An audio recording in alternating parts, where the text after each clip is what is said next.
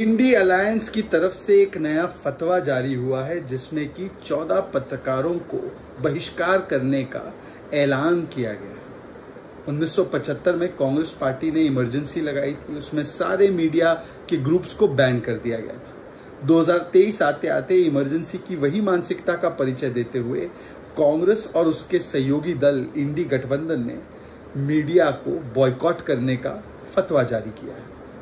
मानसिकता वही है, मानसिकता में कोई परिवर्तन नहीं है। और ये कोई बॉयकॉट लिस्ट नहीं है, ये हिट लिस्ट है।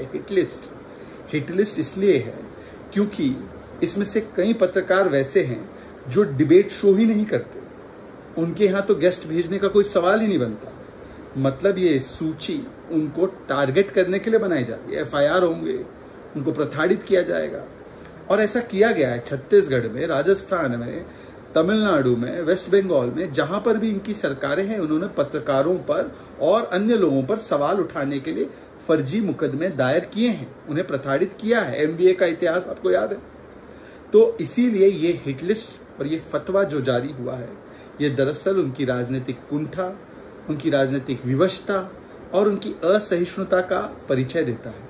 और जो फ्रीडम ऑफ स्पीच और प्रेस फ्रीडम की बड़ी बड़ी डींगे हाँकते हैं, उनकी असलियत दरअसल क्या है उसको भी दर्शाने का काम आज करता है। सवाल सिर्फ इतना बनता है कि क्या आज इस प्रकार से जो अपनी राजनीतिक विवशता उन्होंने जग जाहिर की है, बताया है ये फतवा जारी करके, क्या कांग्रेस पार्टी और इंडी अलायंस ने एक प्रकार से अपनी इमरजेंसी मानसिकता नहीं दिखाई? और प्रतिबंध किस पर लगाया जा रहा है? 14 पत्रकारों पर, ताकि मीडिया के एडिटोरियल को किस प्रकार से दबाव डालकर कंट्रोल किया जा सके। परंतु उन पर प्रतिबंध या बॉयकॉट नहीं होता जो हिंदू धर्म को मेनेस कहते हैं, जो सनातन की समाप्ति की बात करते हैं। उदयनिधि स्टैलिन, A राजा, परमेश्वर, प्रियंक खड़गे, इन पर कोई प्रतिबंध नहीं, इन पर कोई बॉयकॉट नहीं। इनको खुले तौर से बोलने दिया जा रहा है।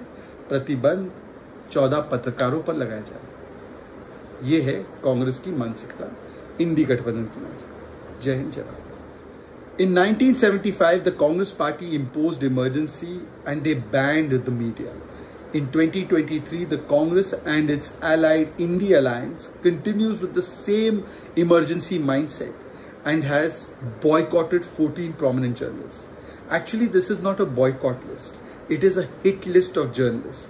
A hit list that has been prepared by the Indy Alliance in order to target those journalists who ask difficult questions. This shows the political frustration. It shows the sense of intolerance and the emergency mindset that prevails in the Indy Alliance. Because it seems that the Congress and its allies have figured out only one mechanism to silence any inconvenient questions.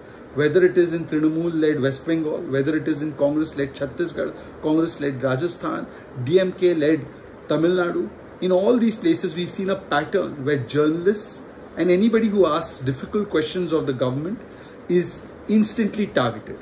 And that is the exact exercise which is being carried out even today. Couple of the journalists on this list don't even have shows where they conduct debates. So there's no question of sending any guests. Clearly this is not a boycott list.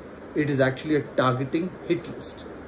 Unfortunately, the Congress doesn't realize that the days of emergency are over.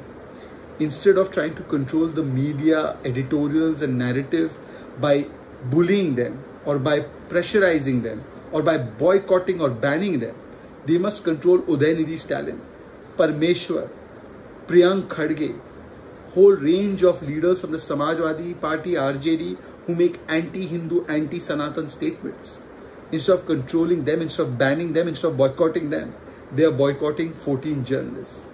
And these are the people who talk about press freedom and freedom of speech. Irony died a million times. But this is the Indy Alliance for you.